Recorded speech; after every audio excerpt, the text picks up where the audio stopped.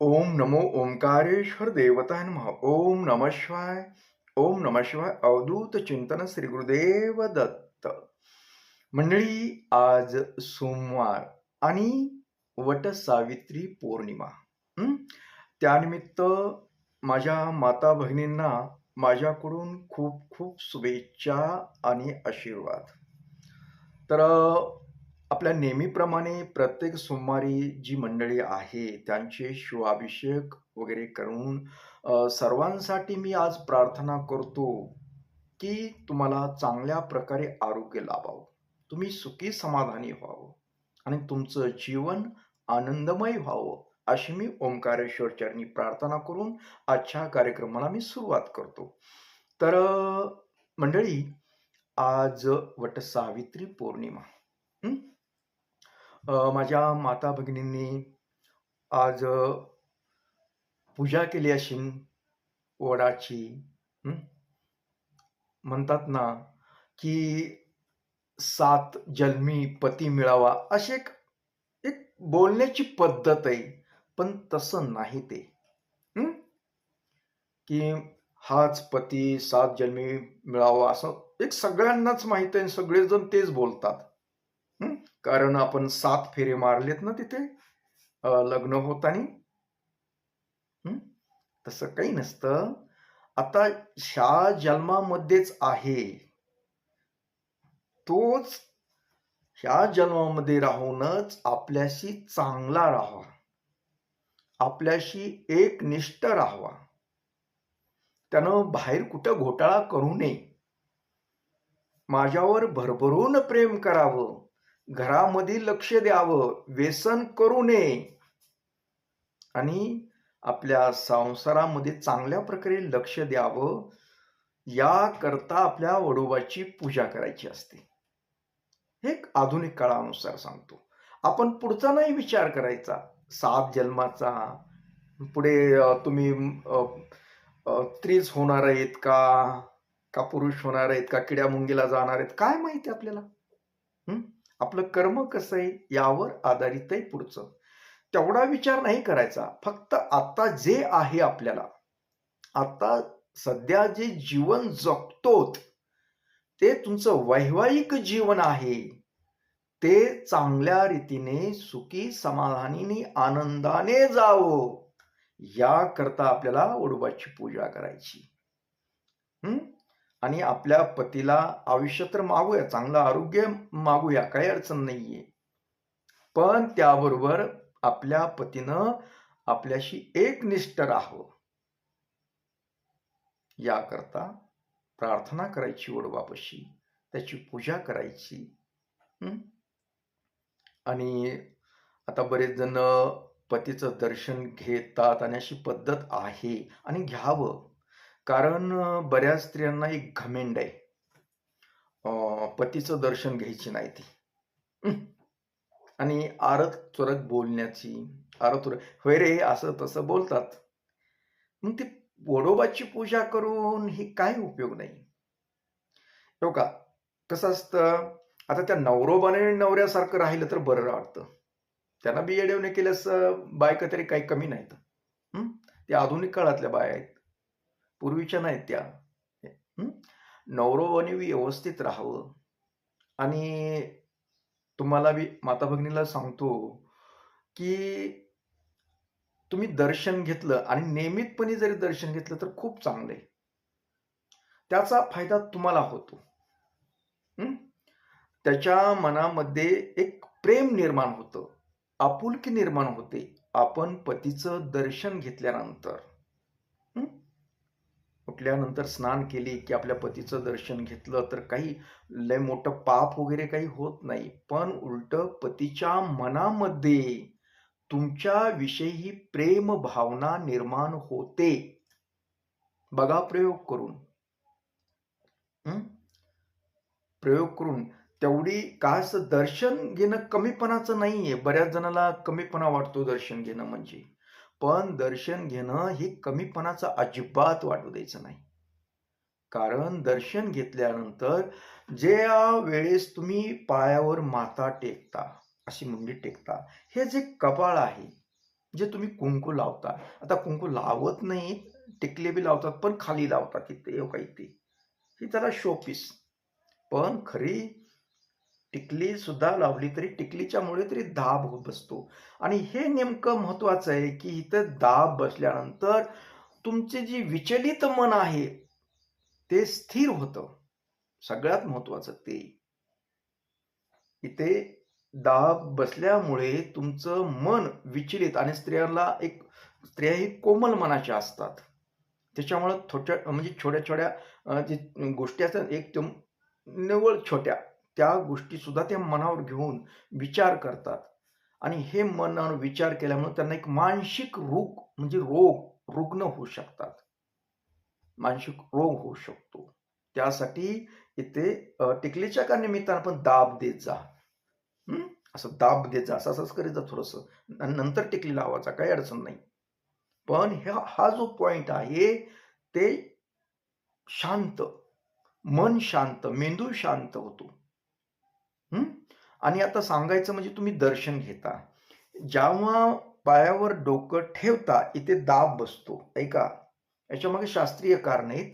इथे दाब बसतो, आणि ज्यावेळेस तुमचा पती तुमच्या डोक्यावर हात ठेवतो, आता पती अथवा कुणाच्याही दर्शन घेताना ज्यावेळेस वरून असा हाताचा स्पर्श होतो, त्यावेळेस त्याचे पाय आणि ह्याचा हात, पायामध्ये ही असते अर्थिंग. थोड्या आपण लाईटला जशी अर्थिंग असते ना, निगेटिव्ह पॉझिटिव्ह म्हणतो ना, ते दोन्ही असल्याशिवाय बल्ब लागत नाही अथवा कुठले उपकरण चालत नाही. दोन्हीची गरज आहे, निगेटिव्ह पॉझिटिव्ह, मायनस प्लस.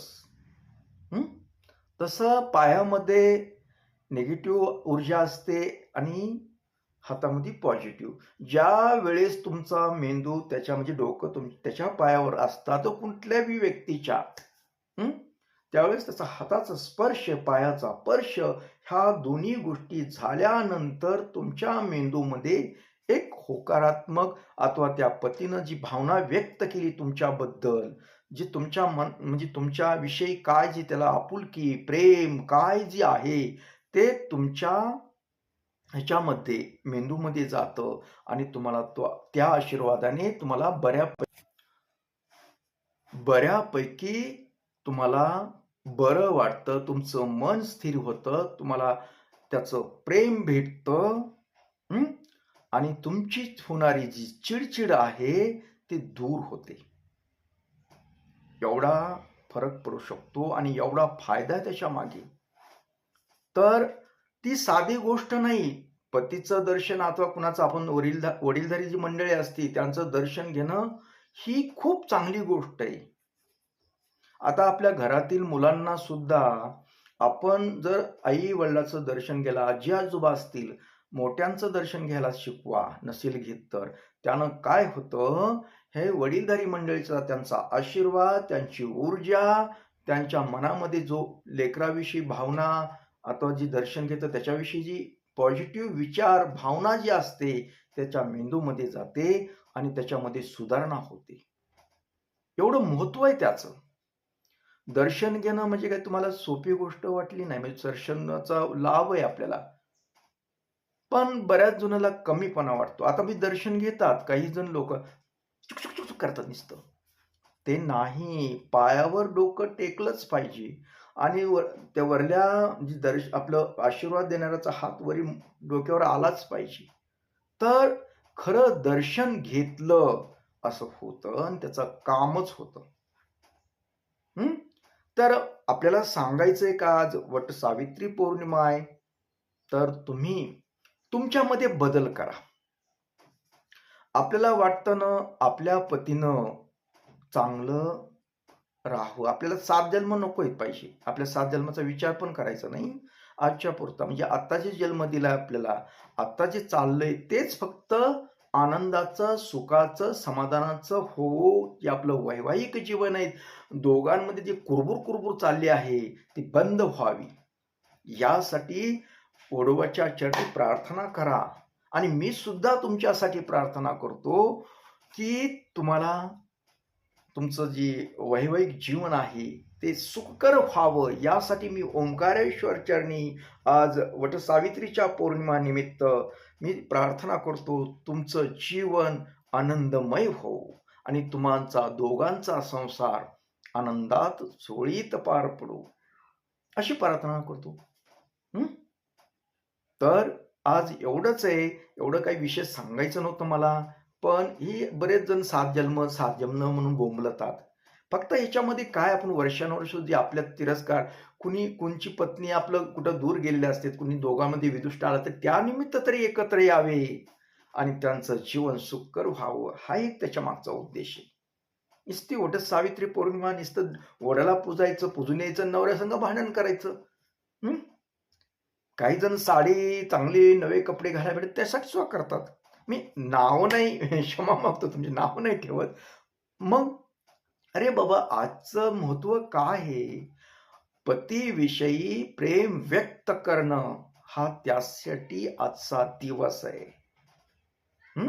आजचं दिवसाचं खूप महत्व आहे.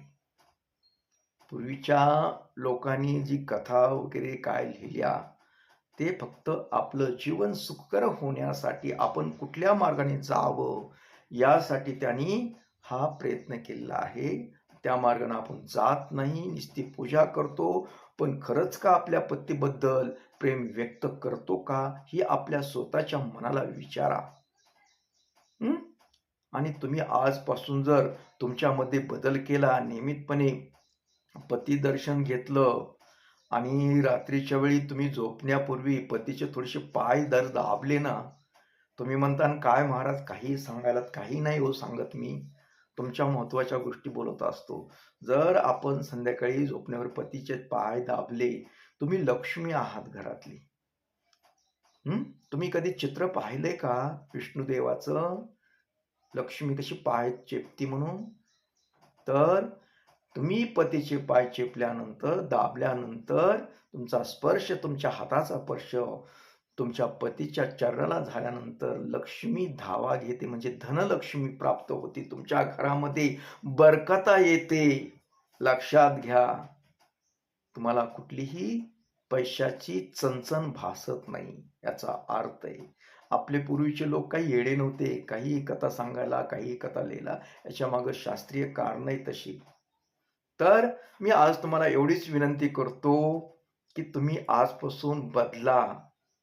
आजपासून नियमितपणे पतिदेवाचं दर्शन घ्या. असू द्या हो कसा बी असला तरी, आता गाठच बांधली आपली, पदरी पडलं, पवित्र झालं असं म्हणूया, काय होतंय.